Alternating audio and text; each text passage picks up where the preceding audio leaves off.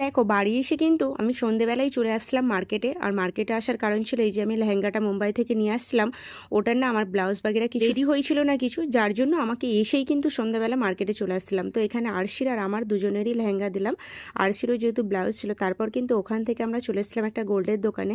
আর গোল্ডের দোকানে এসে আমরা কী কী নিয়েছি সেটা দেখার জন্য এক্ষুনি আমার চ্যানেলটিকে সাবস্ক্রাইব করে গিয়ে দেখো। ওখান থেকে চলে আসছিলাম শাড়ির দোকানে, শাড়ি টাড়ি নিয়ে চলে আসলাম বাড়ি। তারপরে সকালবেলা কিন্তু আমরা রেডি হয়ে নিয়েছিলাম, যেহেতু আমাদের আজকে হলুদ ছিল, তো হলুদের দিনে যেটা আমাদের পাড়ায় মিষ্টি বাগেরা সব দিতে হয়, যার জন্য আমরা এখানে মিষ্টি নিয়ে বসে পড়েছিলাম। তো দিদি আর ওরা সব গেল মিষ্টি দিতে, আমি আর গেলাম না। তারপর এখানে বরের বাড়ি থেকে যেটা একটা বড় কাতলা মাছ চলে আসছিল, তো বরের বাড়ির লোকেদের খাওয়া দাওয়ার এখানে আয়োজন চালু হয়ে গেছে। আর আমি এখানে বানাচ্ছিলাম পায়েস, যেহেতু হলুদের সময় লাগবে এটা।